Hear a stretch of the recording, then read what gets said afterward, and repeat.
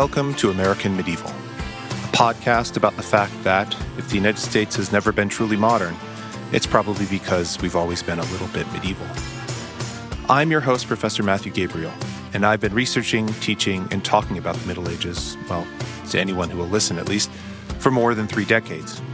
Each week on the show, we'll be joined by an expert scholar who'll share their fascination with, and sometimes their revulsion by, both the medieval world itself as well as the ways the historical period has been remembered and used right here in the USA. Hello, everyone, and welcome to another episode of American Medieval. I am delighted to be joined today by Natalie Hopwood. Natalie is a PhD candidate at the University of Leeds, where she researches monster encounters as points of intertextuality in Old Norse, but also works on other medieval literature and modern media, including American comic books. So I'm very interested in having all sorts of great conversations about things like dragons, which of course didn't exist in the Middle Ages, as medievalists like to joke, but Natalie sits here and is going to tell us that there were actually some dragons in the Middle Ages. Anyway, welcome, Natalie. Yeah. Hello. It's lovely to be here. Yeah. Dragons are all over the place, unfortunately, all over medieval sagas. People love to include a dragon or two, but I have to deal with then the fact of, but don't you hate that, the Game of Thrones dragons are actually wyverns? And then I have to be like, well, that actually doesn't matter. Okay. So I guess there's always kind of, everybody wants to parse it, at least in some way. So if it's not just like, well, there were kind of dragons in medieval sources, then it's like, well, what about the wyverns? Which, makes my old man D&D, Dungeons & Dragons, playing Heart kind of sing that people actually do know the difference between a dragon and a wyvern, but I'm sure can get probably tedious, if you got to hear it every once in a while. So yeah. It's either that or you have people being like, well, my favorite conspiracy theory is that dragons were created because people found dinosaur bones. And I'm like, that's not how the Middle Ages nor paleontology works. No, that's not how anything works. Yeah, I want to talk more about dragons kind of maybe in a little bit, but as, any longtime listeners of the show, I'm sure will know by this time, is that we'd like to start off before we kind of get going with might seem like it's a silly question. And so I hope you'll indulge me because it involves time machines. Okay. Every historian, of course, has to deal with the question of time machines, like when would you go back to and stuff like that. Our question is, of course, a little bit different because it involves a single-use there and back time machine. And that time machine, let's imagine, has been presented to you, Natalie, with a caveat that you have to go back and tell a younger version of yourself, a childhood Natalie, that she will one day grow up to be a medieval historian that will study medieval history. How does young Natalie react to that news? So I think the thing is that there's two very different answers depending on which age I am. Okay, sure. Because if we're going for age 6 Natalie, then at that point, I'm really into the Chronicles of Narnia, and my favorite Disney film is the Disney Robin Hood, where they're all little animals and stuff. And so if I, go up to a small version of me being like, hey kid, guess what? You get to study dragons for a living. I think that she would be having the best time ever. Okay. But if it's middle school me, at that point I had been doing Latin. And so I thought I was going to be a classicist. Okay. All right. Sure. Mm-hmm. Yeah. I was originally going to be a classicist before I very much pulled a Tolkien where I did a hard pivot into Old Norse.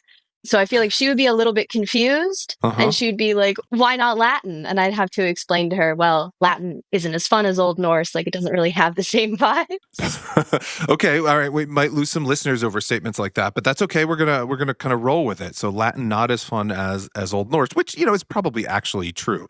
But still, people have affiliations with their languages.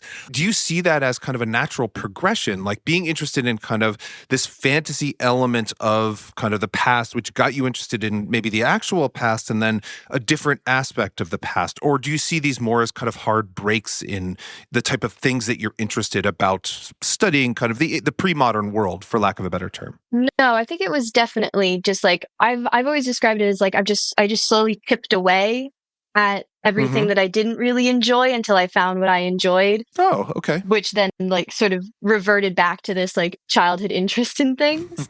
Because say, for example, when I'm doing my undergrad dissertation, at that point, most of the courses that were offered at my uni were about the Carolingian Empire. So I'm doing a lot of Charlemagne. Mm-hmm. But when it comes to my dissertation topic, it was just like I had a mad panic. I picked, can I do Old Norse dragons? They said yes. And then from there, it just sort of like snowballed into what I'm doing now. Yeah. So like some people have this like beautiful, like long progression of like, this is how like from the moment I was born, I knew I was going to be a medievalist. Meanwhile, I sort of feel like I just tripped and fell into the ditch that is Old Norse studies. And then I just decided I really liked it. Yeah. You like being down in the mud, as it were. It's interesting, too. I mean, like, I've asked this question, obviously, of a great number of people who've been on the show so far. And everybody has their own, journey. But a lot of the similarities that I see in the stories that they tell, or the way that they answer that question, I should say, is accidents. Like you just kind of stumble into something and something just really hooks you. Like it could be a class that you take, or like you just said, kind of a panic about kind of you needing an undergraduate thesis topic, or, just a book that you read that just kind of changes the way that you think about things. And I think we lose something when we don't realize, or we don't talk enough about kind of the serendipity that's involved in just getting people excited about, in this case, kind of the Middle Ages. Yeah, absolutely. Like, I think that's also the thing of when you're trying to explain what you do to like the general public or just like family and friends. Sure. Where I feel like they have this general conception of, oh, if you're in academia, it means that you've always known you wanted to be in academia and you've always known that like this was what you're going to do.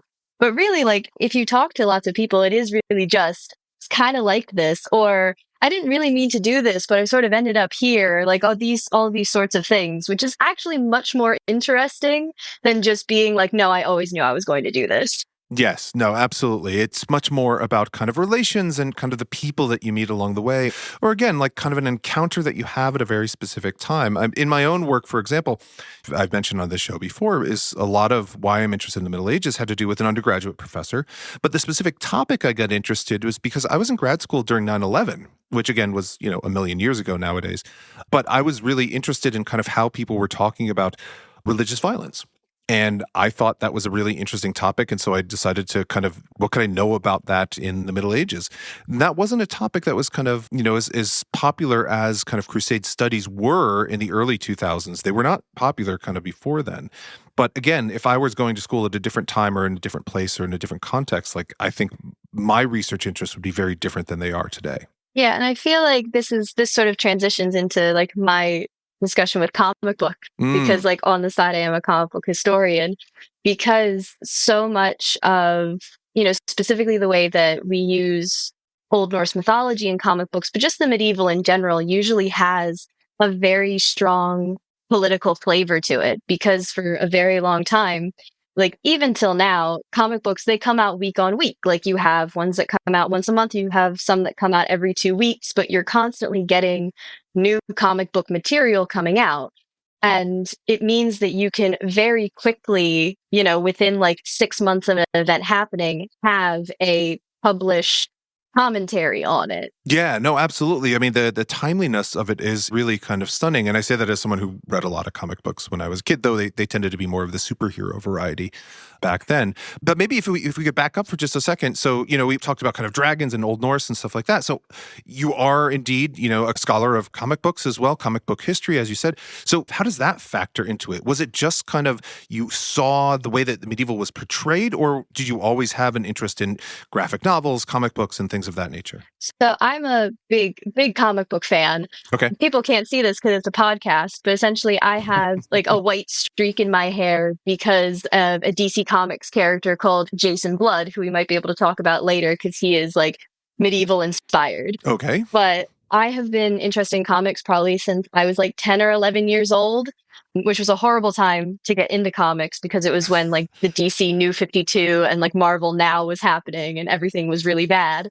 But essentially, I started figuring out that, reception studies was a thing kind of at the point of my master's. And I was like, oh, this is really interesting. Like, I like the idea of, how we reuse and like reappropriate the Middle Ages in modern day media, which unfortunately led to me doing a lot of work on Neil Gaiman's use of Norse mythology. I mean, fair enough. I mean, he was kind of everywhere, but boy, yikes. Yeah. This was like maybe like, 2021, 2022. So it's like it felt safe and it felt exciting Of then. course. But now Yeah. it's just sort of just like I have to like hide myself away, being like, yes, I know, I'm so sorry, I'll never do it again. Yeah. But it was sort of that thing because I had read The Sandman, and there's a whole arc where you have Odin, Thor, and Loki as prominent characters in Season of Mists. Hmm. And you get to see like how Loki develops into a villain over the course of the 75 issues of The Sandman. And I just thought it was really interesting because it's really inaccurate. Hmm. And it sort of brought up this idea of just like, okay, well, how do we get to this point of Loki, where in The Sandman you have him as a trickster god, but also as a god of fire, and he's like redheaded and like very impish looking, and it's like, okay, where does this sort of like iconography come from? And you go back to the 19th century and you see that the design for Loki and the Sandman is sort of taken tit for tat from Arthur Rackham's design for Loki. And it's just like, where is he getting that? And so it sort of just like led me down a rabbit hole of just like everything is sort of influencing everything else. And sort of just like, we create this end point that is like this comic book interpretation, but it's created from hundreds of other interpretations. You know what I mean? Yeah, no, of course. Yeah, this is something that for our readers out there, and I know you're aware of this kind of scholarship, is something that this great scholar, who formerly of the University of Lincoln, Andrew Elliott, calls banal medievalism, in which kind of references to the Middle Ages don't sometimes ever get to the Middle Ages because they reference kind of other things in between. And the way that you're describing it, and correct me if I'm wrong, right, is that because comic books like are their own thing, they have their own language, they have their own references, and so even sometimes when they're referencing things that seem to be medieval, they might be actually more referencing kind of things within kind of the comic book world. Is that fair? Yeah, like it's referencing things in the comic book world, also just referencing things from different points of popular culture. Of course, sure. Comic books become a very easy sort of melting pot for whatever seems to be interesting, whatever seems to be like, cool, especially with superhero comics. Like we all want our superheroes to be cool. You end up seeing like so many different influences, but part of the work that I do is essentially, this is very much simplifying it down to like a soundbite core. But we're a podcast. It's okay. Yeah, sure. Yeah, everything's a soundbite. That's right. But essentially the idea that every major move to include the medieval in comic books from the past 50, 60 years, I'm specifically saying in DC and Marvel comics, though, is thanks to Jack Kirby. Like, Jack Kirby is the reason why we have such prevalent medieval and specifically Old Norse references in these mainstream comics. Okay, so who's Jack Kirby for our listeners? So anyone who's a big fan of Marvel probably vaguely knows the name Jack Kirby. He is most popular in his collaboration with Stan Lee at Marvel in the 1960s, where he creates the Fantastic Four, he creates the X-Men, he creates the Avengers. But he was essentially in comic books since his teens, essentially in the 1930s and then onwards into the 1940s. His most famous thing in the 1940s is creating Captain America, where iconically Captain America #1 has the titular character punching Adolf Hitler in the face, which was deemed extremely inappropriate. And the head of the comic book company that he was working for at the time essentially was just like, Americans will be really mad if they see America punching Hitler, because at that point, America had not entered World War II. And I feel like that sums up a lot about how complicit America is with fascism. Yes, there's a larger story there, isn't there? Yeah, and like Jack Kirby was, along with like a lot of other comic book creators at the time, was a Jewish man. He was born in the Lower East Side of Manhattan. And he was extremely aware of, the rise in anti-Semitism over the course of World War II and the years, leading up to it. And so when he created Captain America #1 with his collaborator, Joe Simon, he tells this story that he gets a phone call basically being like, I'm downstairs and I'm going to hang you on the lamppost outside. And Jack Kirby, known for being in gangs as a child, essentially goes, okay, bet, hangs up the phone, runs down the flights of stairs. Conveniently, the guy was not there anymore because I think he got so freaked out at actually having to fight somebody that he just hightailed it out of there. Oh my gosh. Yeah. Yeah. But importantly, it's this idea that Jack Kirby has of combining the political with comic books, where he's always making it very clear where he stands in politics in a way that's very similar to the propaganda war comics of the time, but is strange for like superhero comics and, other sorts of comics, especially as we get into the 1960s and the 1970s. And he uses Norse mythology in some of these very early World War II comics to essentially make point about, that America owns the Norse gods. Because, in like the late 1800s, early 1900s, we sort of have this debate of who is a proper successor to the Vikings, which is a horrible sentence to say. But the debate is between, is it America because of Vinland, or is it Germany because of reasons? Ironically, Scandinavia, not part of this debate at all. But what Jack Kirby does is he has a comic which is called Boy Commandos, which is about a group of young boys who are on the front lines of World War II for some reason. And they end up going to this castle called Castle Valhalla, where it's said that there is a small Nazi band, them and their adult commander are going to deal with. But when they get there, it turns out they are transported to the halls of Odin in Asgard, where the Norse gods have essentially taken them captive. And they go along with the Nazis to essentially plead their case to Odin and the rest of the Aesir. And the Nazis are essentially just like, oh, well, we're all about you. Like, you would definitely approve of our master leader of the world and our band of like political fascism. And Odin's immediately like, no, what? Why would I like that? And he very immediately is just like, I don't know who this Hitler is, but he has no power over me, and he should have no power over any other man. And he proceeds to cast down the Nazis directly to Niflheim, and then throws a big party for the American boy commandos. And like, it's a little on the nose, but you can see what he's trying to do. No, absolutely. And I mean, so I have so many questions about Boy Commandos, but one of them is just about Jack Kirby specifically is that because, listeners might not know this, right? But Nazis themselves appropriated a fair amount of kind of Norse mythology. So that wasn't just like Kirby kind of projecting that onto the Nazis. The Nazis themselves were doing that. Like, does it seem like Kirby was aware of this when he was making this case that the Vikings kind of belong to the United States? Yeah, so it's clear that he definitely has an understanding of, what the Nazis are doing with the Norse gods, because there's another comic that comes out around this time, which is called Adventure Comics, where it's one of the comics that sort of has like 4 or 5 little mini stories in it of various different characters. And Sure. Kirby writes one about the Sandman, but not like, Morpheus' Dream of the Endless Sandman as he's come to be known because of the Neil Gaiman stuff, but the Sandman called Wesley Dodds, who was part of the Justice Society of America, very standard hero at the time. He's got a little sidekick named Sandy the Golden Boy.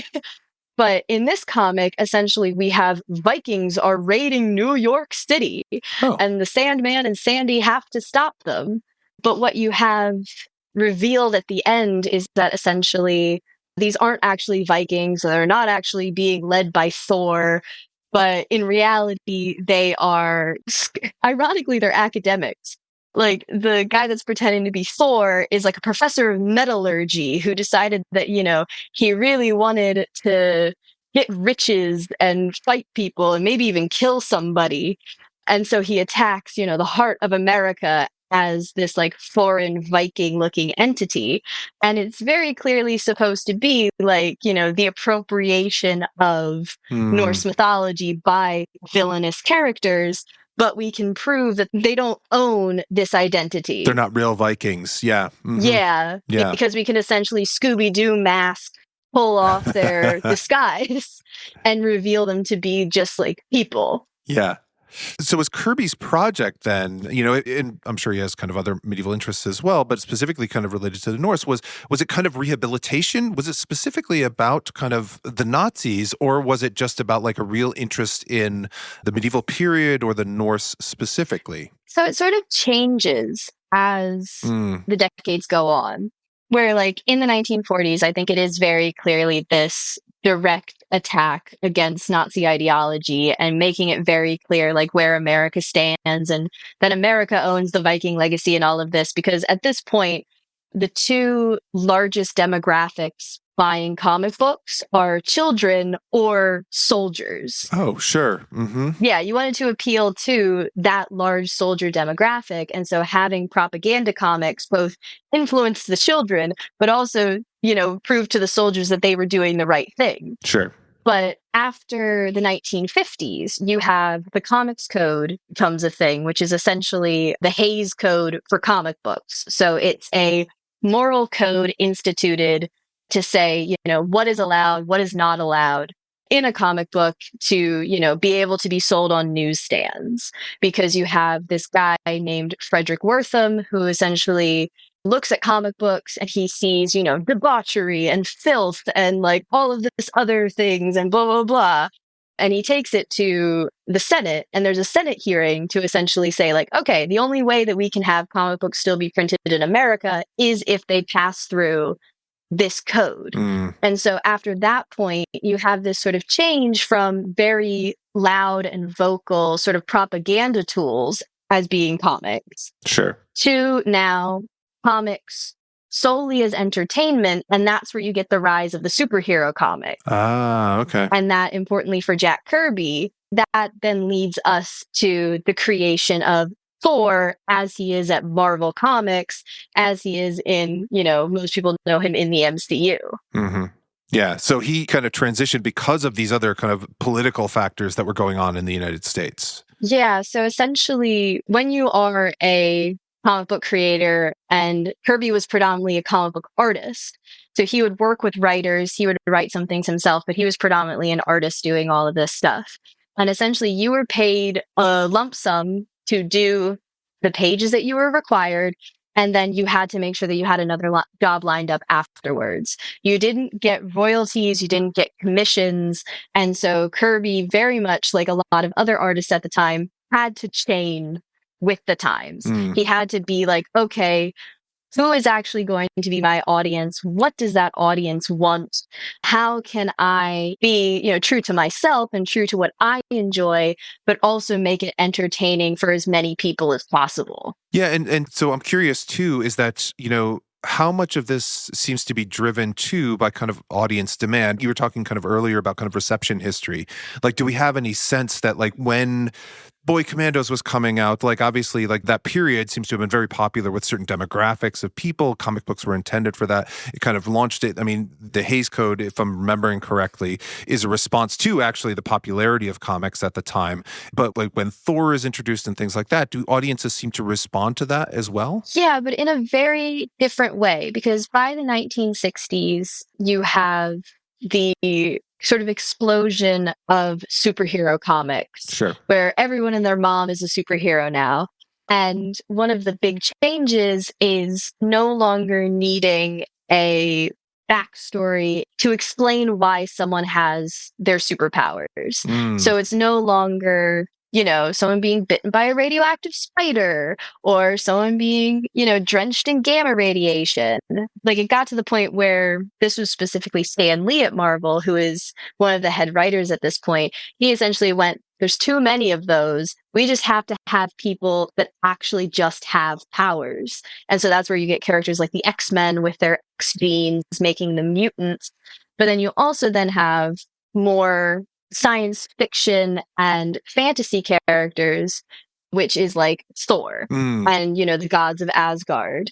And you have this backstory that lasts for maybe about 10 to 15 issues, where you have a man named Donald Blake who is like injured on one leg, so he limps, he uses a cane, but if he sort of slams the cane down, it turns into Mjolnir and he takes on the powers of the god Thor.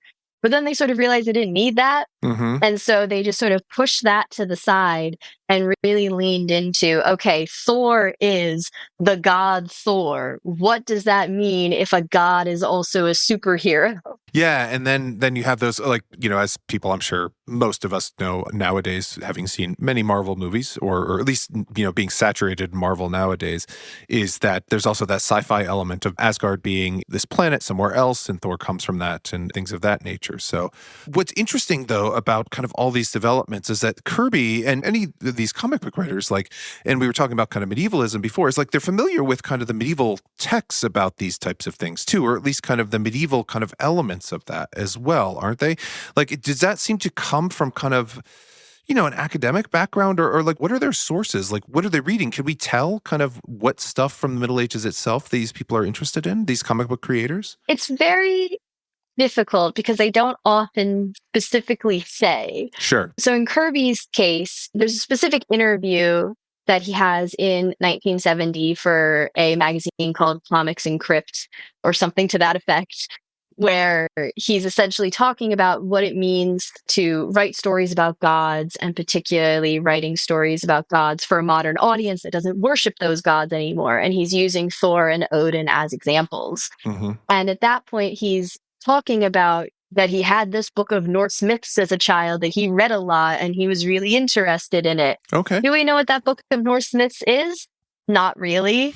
And then around the same time in that 1970s period, Kirby would have left Marvel Comics.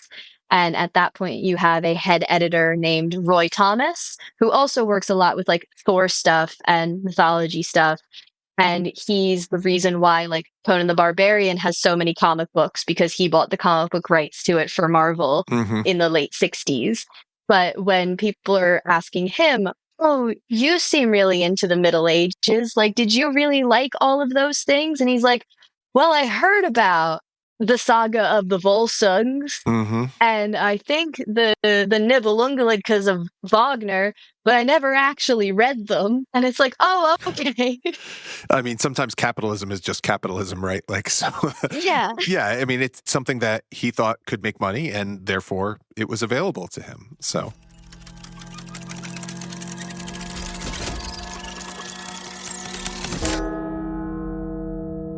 much science has been overlooked or buried in the past. Well, let's change that. Tiny Matters is an award-winning science podcast about tiny things, from molecules to microbes, that have had a big impact on society. From deadly diseases to the search for extraterrestrial life, hosts and former scientists Sam Jones and Debalki Chakravarti embrace the awe and messiness of science and its significance. Asking questions like, how was IVF invented? Will humans ever live on Mars? Can we send Elon there now? Okay, that last one was me, sorry. But still, check out Multitude Podcast Collective show Tiny Matters, created by the American Chemical Society, a nonprofit scientific organization based in Washington, D.C. New episodes every Wednesday, wherever you listen to podcasts.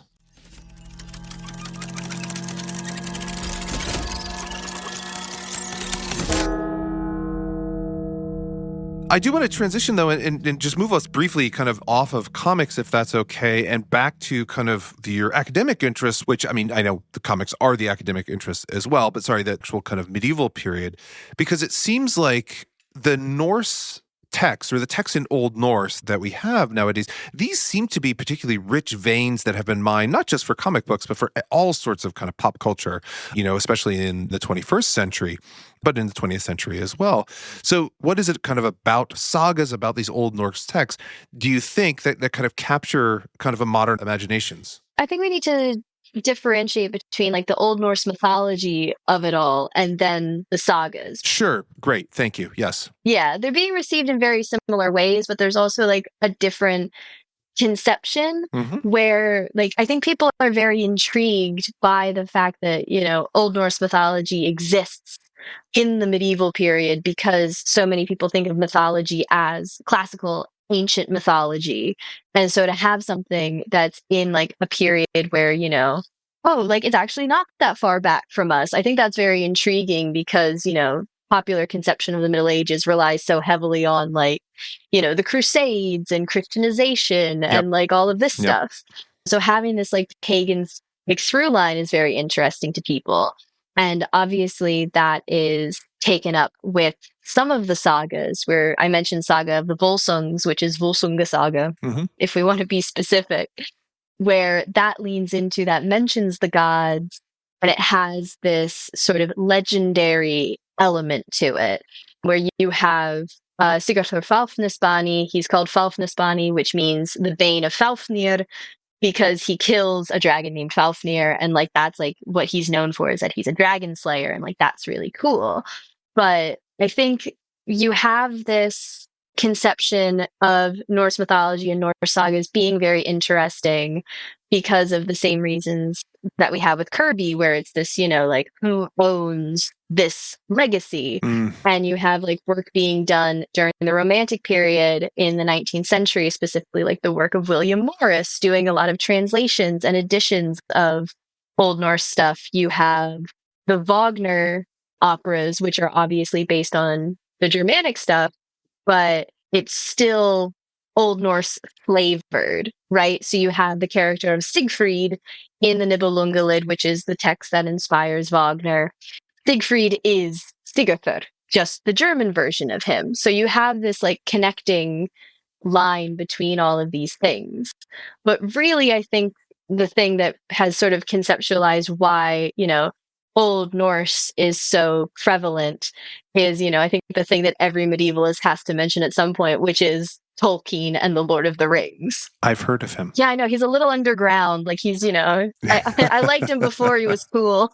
Yeah. So, all right. So Tolkien. Tolkien, of course, kind of a professor at Oxford of medieval literature. So what is it about, like, maybe just kind of walk us through kind of what you're seeing here is about how does Norse and Tolkien kind of go together? Because I think, like, most people think about kind of Anglo-Saxon, English, stuff like that. Maybe they understand it like Beowulf and things of that nature. But how does Norse play into Tolkien? Yeah. So the moment that he, like in his undergrad, sort of transitioned from a classicist to being a Germanic philologist, which was part of the English faculty, because you had Old Norse, Old English, and all of that stuff, it meant that he was doing just a lot of medieval Germanic languages. So he's talked about Beowulf quite a bit. Obviously, there is a translation of his Beowulf, which anyone who has worked on Beowulf has said is not very good. But Old Norse sort of goes in tandem with Old English in a lot of ways in universities in this early to mid 20th century. And so for a brief period, Tolkien was teaching at the University of Leeds, which is a nice plug for me. But he was teaching at the University of Leeds, and he founded something called the Viking Club, which was specifically about enjoying and reciting and also creating stories and sagas and poems in these Germanic languages. But particularly Old Norse was one of the favorites, which is why it was called the Viking Club. And so Tolkien definitely has this very deep connection to Old Norse and Old Norse sagas. And we can see it in a lot of the stuff that he does, where you have in The Hobbit the sort of altercation between Smaug and Bilbo in The Lonely Mountain, where Bilbo is trying to sneakily figure out just if this dragon is still alive and how dangerous he's going to be to the band of dwarves to get the mountain back. A lot of people talk about how that's very similar to, like, Smaug is very similar to the Beowulf dragon, but really he has a lot more in common with Fafnir from Volsunga Saga, because they can both talk, they both have this hoard of gold, but they also, one of the small things is that there is a line from the Lonely Mountain down to the river where Smaug sort of trails his body to be able to drink. That's very much taken from Volsunga Saga, where Sigurður is able to sneak up on Fafnir because he hides in this little divot that Fafnir's body has made as he is going down to the river to drink water. And then I think the second most prevalent connection that Tolkien has, especially within the Lord of the Rings, is you have the character of Éowyn, who importantly in Return of the King dons male armor and pretends to be a man in order to go into battle. And that's taken very directly from a saga called Hervera Saga, where you have a woman named Hervor who has to go on a quest to get a sword from the grave of her dead father that she never met. And in the process, she has to pretend to be a man in order to get men to support her quest Sure. and agree to go with her on this boat to this abandoned island and so on and so forth. And Tolkien talks about how Hervor and Eowyn are very similar to one another and how they are like sort of direct corollaries, because he likes this idea of, what would it take for gender conformities to be broken down, and like what does it mean when a woman needs to step into the form of a man temporarily to do something heroic. Yeah, and something that was pulled directly from a medieval source, because medieval sources were thinking about those things very much as well. And that's what seems to be really interesting about a lot of these modern manifestations of, or medievalisms, I should say, right, is how often they are pulled directly from, they seem very modern in their preoccupations, but oftentimes that's there in the sources as well. Yeah, absolutely. One of the things that I can think of is, still kind of going along with Tolkien, is that you have a medieval revival that happens in the 1960s and like into the early 1970s, which is sort of in tandem with the publication of The Lord of the Rings a few years before, also the publication of The Once and Future King as like a combined like single volume. Mm-hmm. But in this period, you have like a revivification, for lack of a better term, of the Middle Ages, where people are interested in the medieval. It's when you have the beginning of Renaissance fairs. It's when you have like folk music taking on a very medieval flavor to them. And it's people re-engaging with the medieval in a very interesting way. But at the same time, that sort of communication with the medieval and this communication with like, oh, we're thinking about the past as this glorious, lovely, like pastoral paradise where everything is fine and we don't like harm each other because we're living in the fields and like, dancing and singing and all of that. Mm-hmm. That is a direct response to the Vietnam War in a lot of ways. And Tolkien and The Lord of the Rings and medieval in general is used as a response to the Vietnam War, and to specifically say, like, we are against this because this is the ideal of what we're wanting at the end of the day. This is how we want society to be, where war only happens because it is the only option to defend us against evil. We are not wanting to go to war specifically just to go to war. Yeah, and a concern about technological development, kind of the pace of modern life, because the Shire, the ideal within Tolkien's world, right, is kind of a bucolic place. And you see this, I think, in other moments of American history as well, in which there's tensions about kind of the perils of modernity, and so people look to the medieval past. I mean, all the way back to, you mentioned kind of William Morris earlier on, like it's not a surprise that William Morris was interested in the Middle Ages when he was interested in the Middle Ages, because there were other things going on in which society seemed to be changing very dramatically, and there was this nostalgia for the medieval period. It is interesting, however, the way that once Tolkien shows up, like everything just seems to flow from him, though. Any sort of kind of medievalism that we see in the modern world can be traced back in some kind of winding path to Tolkien, it seems. Yeah, it's very strange just how influential Tolkien is.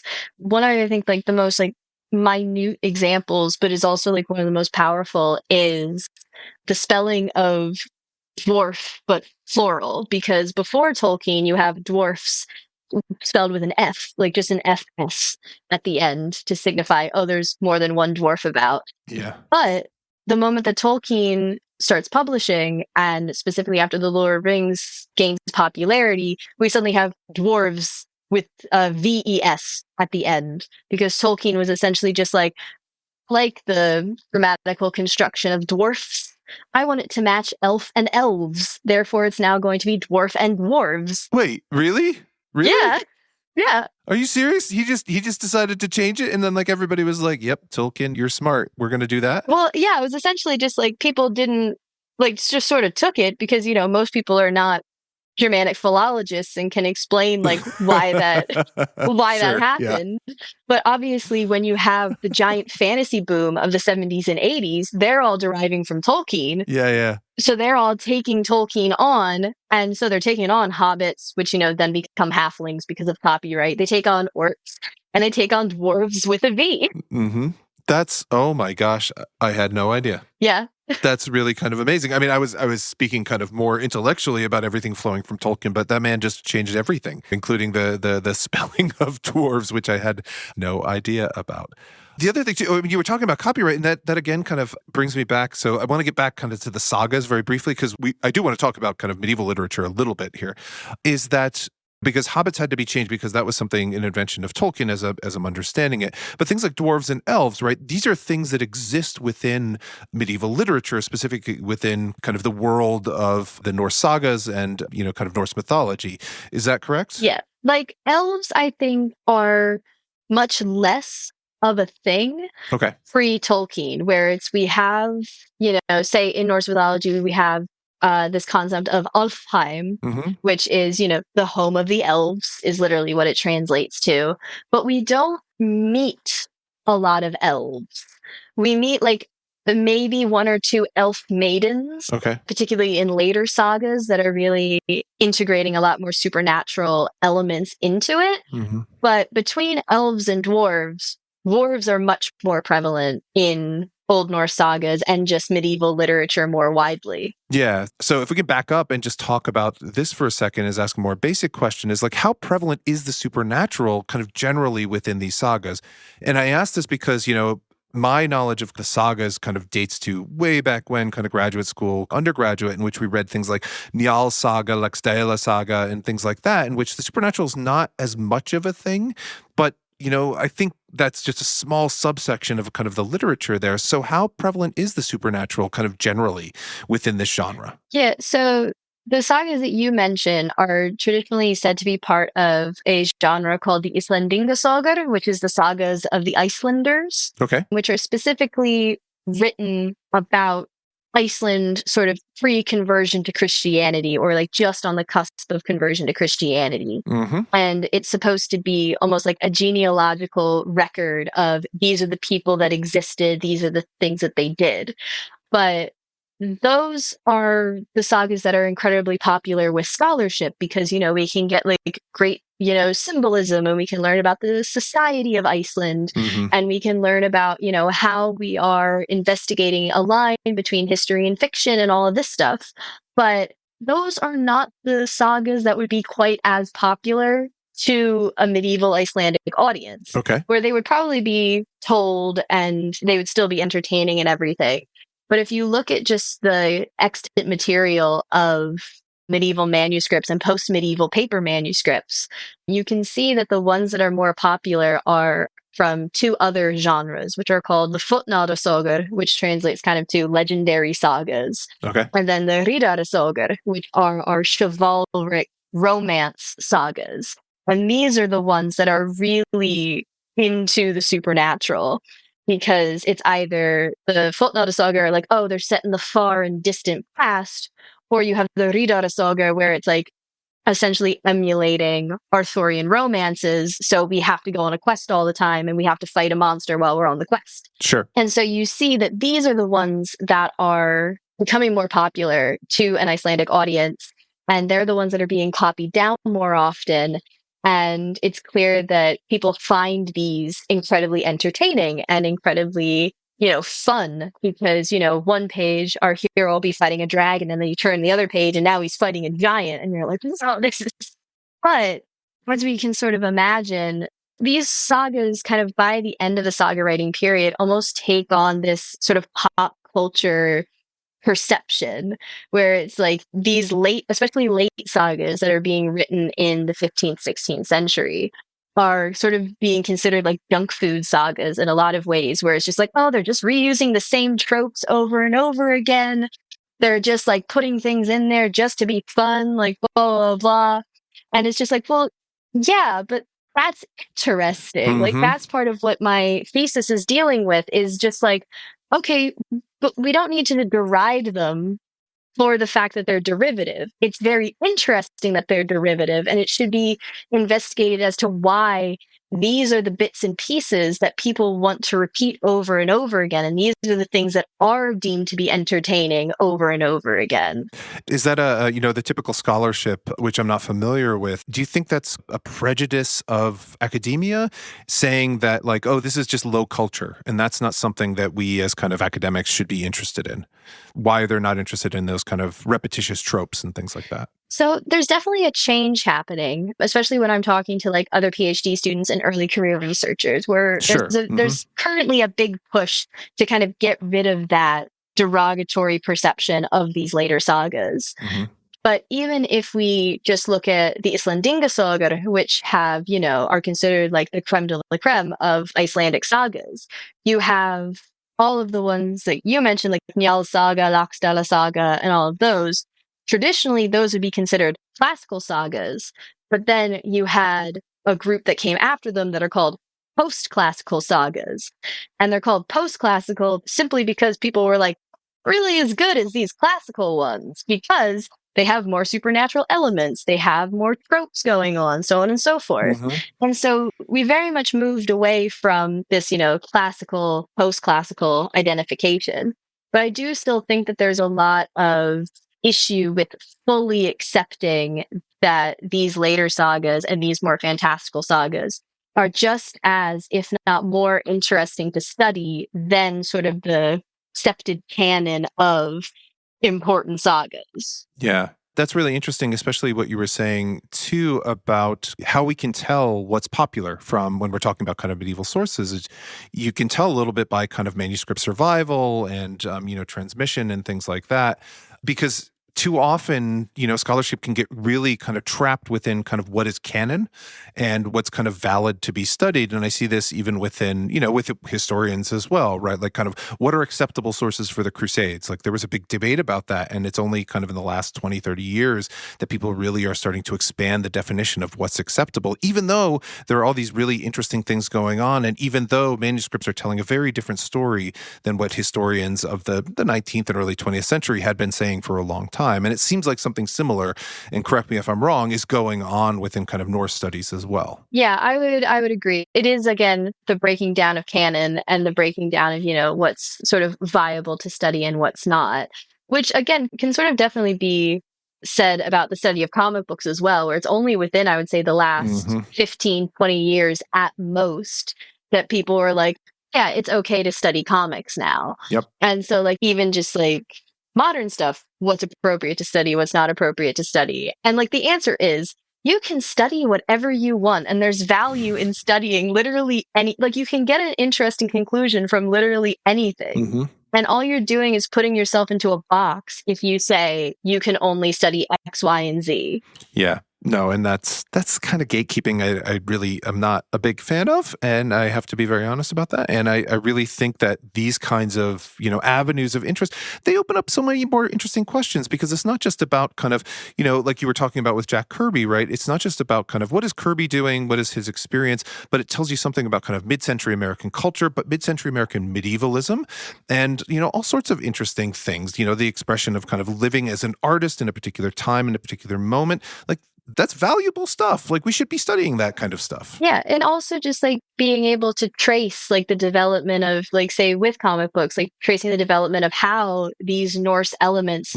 remain popular and like how they evolve and they change, and like how Kirby's specific incarnations develop and change and like remain popular and all of this. Like it's all very interesting.